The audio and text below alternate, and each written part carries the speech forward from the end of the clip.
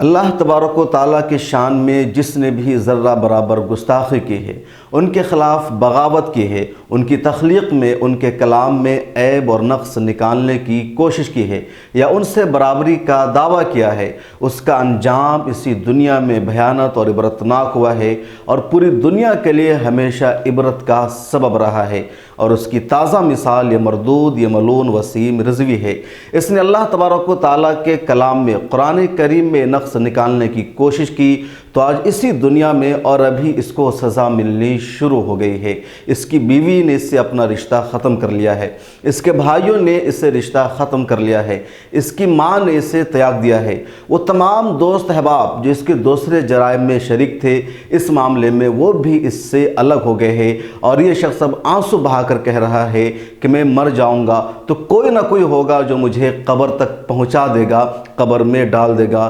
ہمارے بھائی، ہمارے بیوی، ہمارے بچے، ہمارے رشتہ دار سب ہم کو چھوڑ کے جا رہے ہیں، اس لیے ہم بھی کسی کے جانے کی کوئی پرواہ نہیں کرتے۔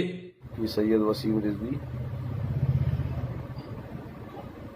سے ہمارا کوئی تعلق نہیں ہے، میں ان کا بھائی ہوں چھوٹا، نہ میری ماں کا ہے، نہ میرے بھائی کا ہے، نہ میری بہن کا، کسی کا کوئی تعلق نہیں ہے ان سے۔ وہ پاگل ہو گئے ہیں، مجنون ہو گئے ہیں۔ ہم کسی کے جانے کی کوئی پرواہ نہیں کرتے۔ ہم وصیت بھی کرتے ہیں کہ جب بھی ہمارا انتقال ہو جائے تو میرے پاس 4 میرے ایسے دوست ہیں، ہو سکتا ہے وہ ہمارے اس معاملے قرآن شریف کے معاملے سے ہم سے سہمت نہ ہو، لیکن وہ ہمارے ذاتی دوست ہیں جو ہم کو قبرستان تک پہنچا سکتے ہیں۔ اور دوسرے دھرم کے لوگ بھی ہیں جو ہم سے محبت کرتے ہیں، ہماری بات کو ساکشی دیتے ہیں اور کہتے ہیں کہ کوئی آدمی حق بات کہہ رہا ہے۔ وہ لوگ بھی ہیں جو ہم کو قبرستان تک پہنچا دیں گے۔ ہم کو اپنے کسی بھائی کی، اپنے کسی لڑکے کی، اپنے کسی لڑکیوں کی، اپنے کسی بھی رشتہ دار کی کوئی ضرورت نہیں ہے کہ وہ ہمارے قبر میں قبر تک آئیں یا ہمارے لیے ہماری میت میں شامل ہوں۔ لیکن لکھنؤ اور ہندوستان بھر کے تمام علماء کرام، تمام مسلمان، شیعہ، سنی، جس مسلک اور مذہب کے ہیں، سب نے متفقہ طور پر اعلان کیا ہے کہ اس کو قبر بھی نہیں دی جائے گی۔ اس کی حیاتی قبر بنی ہوئی تھی، اس کو بھی لکھنؤ میں توڑ دیا گیا ہے اور صاف اعلان کر دیا گیا ہے کہ شخص کا بھی وہی انجام ہوگا جو انجام فرعون کا ہوا تھا۔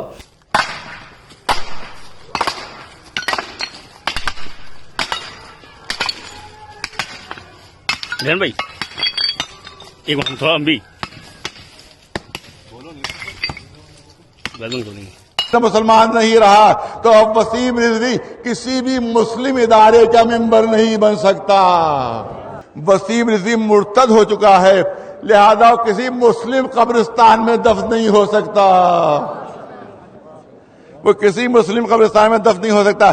نہ کوئی مسلمان اس کی نماز جنازہ پڑھا سکتا ہے، نہ کوئی مسلمان اس کی نماز جنازہ میں شرکت کر سکتا ہے۔ یہی حکم اس کے حمایت کرنے والوں اور اس کے ساتھیوں پر بھی صادق آئے گا۔ فرعون نے اللہ تعالیٰ کی شان میں گستاخی کی تھی، خود خدائی کا دعویٰ کیا، تو اس کا انجام اتنا بھیانک ہوا کہ نہ اسے زمین ملی، نہ آسمان ملی، اور کسی نے بھی اسے قبول نہیں کیا۔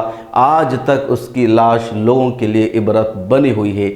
ایسا ہی بھیانک انجام نمرود کا ہوا تھا، شداد کا ہوا تھا، حامان کا ہوا تھا، اور کئی ساروں کا ہوا تھا جس نے اللہ تبارک و تعالیٰ کی تخلیق میں نقص نکالنے کی کوشش کی، ان سے برابری کا دعویٰ کیا۔ اور تازہ مثال وسیم رضوی کے ہے، اور زندگی کے اس ماحول کو دیکھ کر، دنیا بھر میں ہونے والے اختلاف کو دیکھ کر، اپنوں سے تعلق چھوٹ جانے کے بعد اب کہہ رہا ہے کہ ہم سوسائڈ کر لیں گے۔ اس کا یہ جملہ بتا رہا ہے کہ اس کے لیے دردناک عذاب ہے، بھیانک قسم کی پریشانیوں میں مبتلا ہے، اس کا لب و لہجہ ہی بدل گیا ہے۔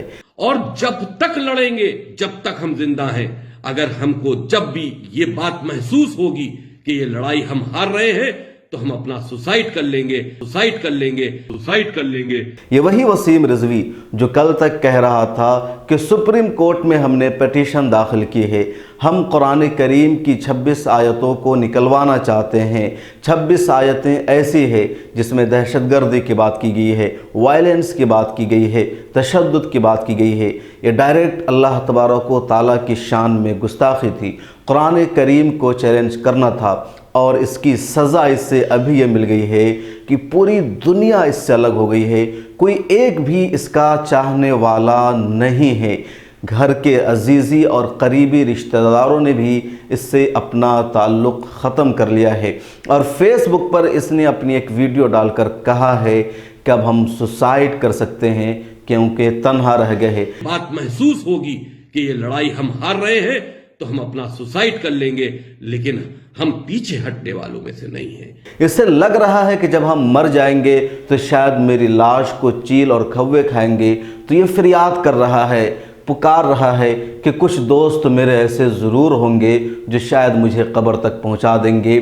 یہ بھی کہہ رہا ہے کہ وہ دوست جو میرے کئی تھے وہ قرآن مجید کے معاملے میں میری رائے سے الگ ہے، لیکن ہو سکتا ہے کہ انہیں اتنا ترس آ جائے کہ وہ قبر تک پہنچا دے، قبرستان میں لے جائے، لیکن قبرستان میں بھی اس کی قبر توڑ دی گئی ہے۔ شیعوں کے یہاں ایک رواج ہے کہ ان کی قبر زندگی میں ہی تیار کر لی جاتی ہے، اور اس کی بھی ایک قبر تیار کی گئی تھی۔ پچھلے دنوں فیس بک پر اس نے خود پوسٹ کیا تھا کہ میرے چاہنے والوں نے میری زندگی میں ہی میری ایک قبر تیار کر دی ہے، حیاتی قبر اسے کہتے ہیں۔ تصویر اس نے فیس بک پر شیئر کی تھی، لیکن اس کی وہ قبر بھی لکھنؤ کے لوگوں نے توڑ دی ہے، یعنی اب اس کے لیے کوئی جگہ نہیں ہے۔ حکومت ہند کی خوشنودی کے لیے، اس سے آگے کہیے کہ بی جے پی اور RSS کی خوشنودی کے لیے اس نے قرآن کریم کے خلاف یہ بغاوت کی تھی، لیکن وہاں سے بھی اسے کوئی سپورٹ نہیں مل رہا ہے۔ نیشنل مائنورٹی کمیشن نے نوٹس جاری کر کے اس سے کہا ہے کہ 20 دنوں کا ٹائم ہے تمہارے پاس، تو معافی مانگ لو۔ اگر 20 دنوں کے اندر معافی نہیں مانگتے ہو تو نیشنل مائنورٹی کمیشن تمہارے خلاف کارروائی کرے گا۔ نیشنل مائنورٹی کمیشن کا مطلب حکومت ہند، حکومت ہند کی ایک آزاد باڈی، انڈیپینڈنٹ باڈی ہے نیشنل مائنورٹی کمیشن، وہاں سے صاف کہا گیا ہے۔ خود بی جے پی کے لوگوں نے بھی اس کی مذمت کی ہے اور اس کی گرفتاری کی مانگ کی ہے، اس کو پھانسی دینے کا مطالبہ کیا ہے۔